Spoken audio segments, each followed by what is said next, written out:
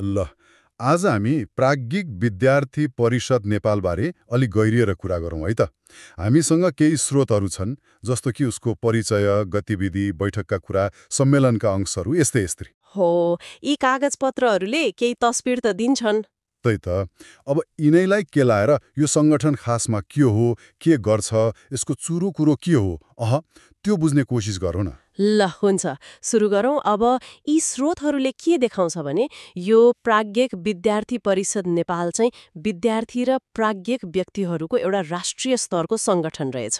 कहिले स्थापना भएको रहेछ? 2052मा स्थापना भएर 2054मा काठमाडौँमा दर्ता भएको देखिन्छ। अनि यसको खास विशेषता नि? एउटा चाखलाग्दो कुरा के छ भने स्रोतहरूले यसलाई दलीय राजनीतिभन्दा माथि उठेर काम गर्ने सङ्गठन भन्छन्। राष्ट्र पुनर्निर्माणको लक्ष्य लिएर शैक्षिक क्षेत्रमा केन्द्रित रे।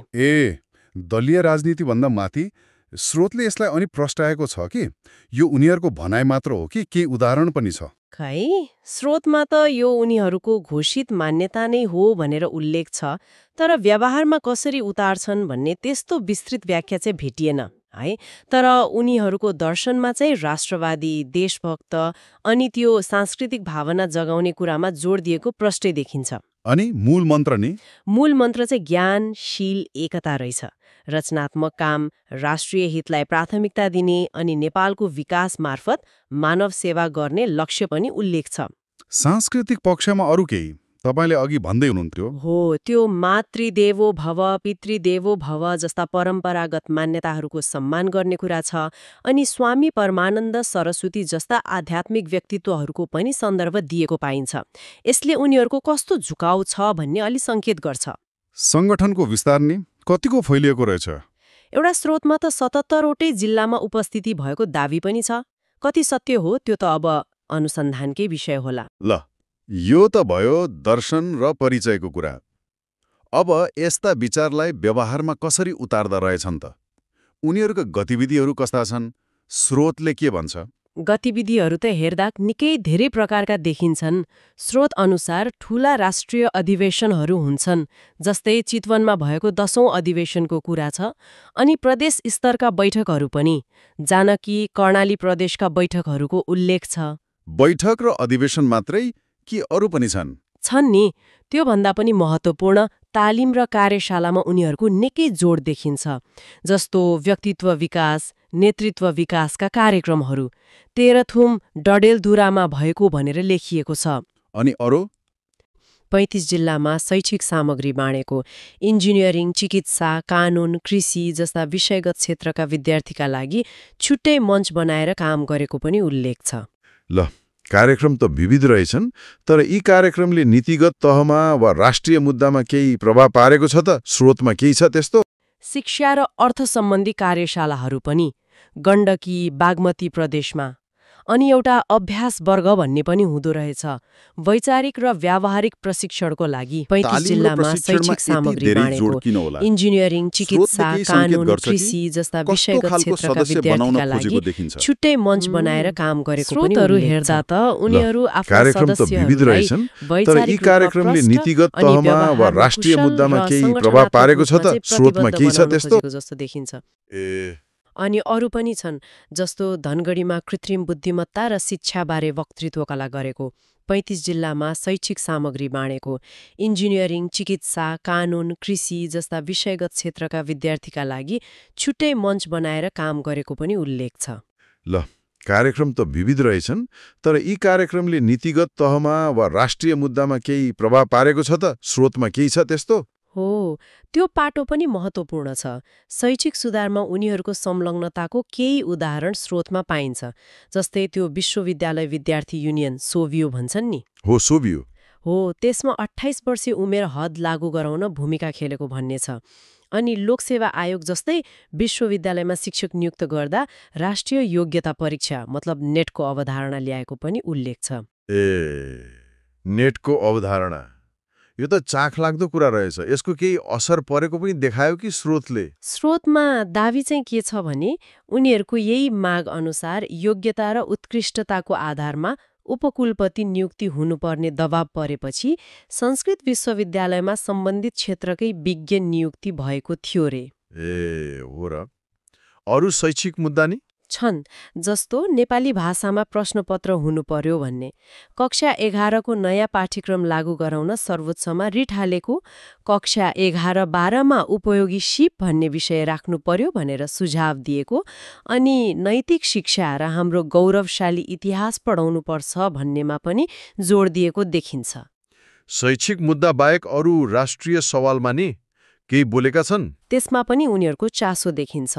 स्रोतहरू अनुसार शिक्षा, स्वास्थ्य, सुरक्षा र न्यायपालिकालाई दलीय राजनीतिबाट पर राख्नुपर्छ भन्छन्। राष्ट्रिय एकतामा जोड दिने कुरा छ त्यो मेचीकालीको नारा अनि विखण्डनकारी तत्त्वको विरोध गर्ने भनेर उल्लेख छ। अनि अरू?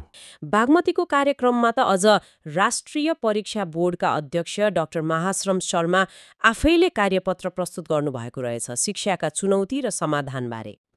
हो र? भनेपछि शिक्षा क्षेत्रमा उनीहरूको अलि बढी नै चासो देखियो कि कसो? एकदम। यो गतिविधिले उनीहरूको कामको दुईटा पाटो देखाउँछ जस्तो लाग्छ मलाई। एकातिर व्यक्तित्व विकास जस्ता कार्यक्रमबाट विद्यार्थीको क्षमता बढाउने, त्यो त भयो। अनि अर्कोतिर राष्ट्रिय मुद्दाहरूमा खास गरी शिक्षा जस्ता विषयमा वैचारिक बहस चलाउने। यो कुरा चितवन अधिवेशनमा अझै प्रष्ट देखिन्छ। चितवन अधिवेशनमा के भयो त्यस्तो? त्यहाँ राष्ट्रवाद, संस्कृति, इतिहास जस्ता कुरामा निकै जोड दिएको पाइयो। जस्तै राष्ट्र सन्त स्वामी परमानन्द सरस्वतीको योगदानको चर्चा। इतिहास र संस्कृति भनेपछि अहिलेको शिक्षा प्रणालीप्रति उनीहरूको केही गुनासो पनि होला नि त? हो, गुनासो मात्र होइन, निकै असन्तुष्ट नै देखिन्छन्। खास गरी त्यो नैतिक शिक्षा, संस्कृत अनि पहिले हुने पूर्व व्यावसायिक शिक्षा जस्ता विषय पाठ्यक्रमबाट हटाइएकोमा उनीहरूको चित्त दुखाइरहेछ। खै, अचेल यी विषयमा त्यति बहस हुँदैन। उनीहरूले किन यति जोड दिएका होलान्? यो चाहिँ उनीहरूको त्यो राष्ट्रिय पहिचान र स्वदेशी मूल्य मान्यता प्रवर्धन गर्ने मूल सोचसँग जोडिएको देखिन्छ। उनीहरूको तर्क के छ भने यस्ता विषय हटाउँदा राष्ट्रिय चरित्र र संस्कृति कमजोर हुन्छ। अनि सँगसँगै अर्को ठूलो चिन्ता चाहिँ युवाहरूको विदेश पलायन, मतलब ब्रेन ड्रेन। अधिवेशनमा पनि यो कुरा जोडतोडले उठेको छ। ब्रेन ड्रेन त अहिले सबैको चासोको विषय हो नि।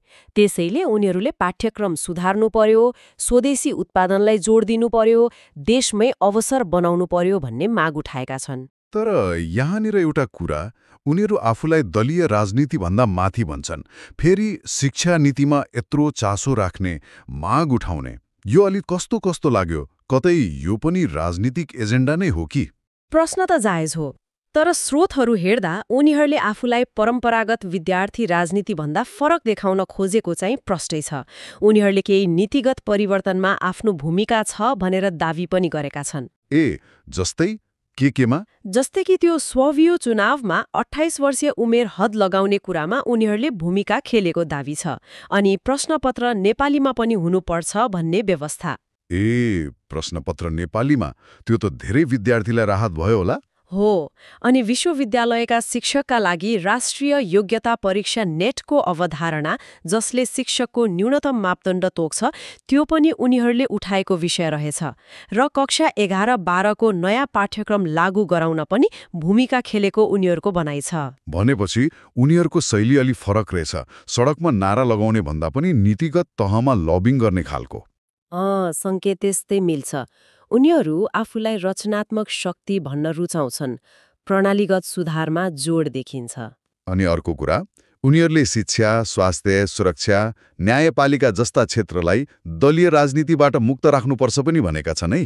हो, त्यो मागले पनि उनीहरूको यही फरक धारलाई सङ्केत गर्छ। समग्रमा हेर्दा परम्परागत विद्यार्थी राजनीतिभन्दा अलि फरक ढङ्गले राष्ट्रिय नीतिमा प्रभाव पार्न खोजेको जस्तो देखिन्छ। अच्छा, अधिवेशनले पारित गरेका प्रस्तावहरू पनि त थिए नि, होइन? शिक्षा, अर्थतन्त्र बाहेक अरू केमा थिए? हो, थिए। शिक्षा र अर्थतन्त्रका साथै राष्ट्रिय सुरक्षा र प्रविधि भन्ने विषयमा पनि प्रस्ताव पारित भएछ। यो राष्ट्रिय सुरक्षा र प्रविधिवाला प्रस्ताव अलि चाखलाग्दो छ। के कुरा छ त्यसमा? अनि शरणार्थी गतिविधि व्यवस्थापन जस्ता कुराहरू छन्, स्रोतमा उल्लेख भए अनुसार है।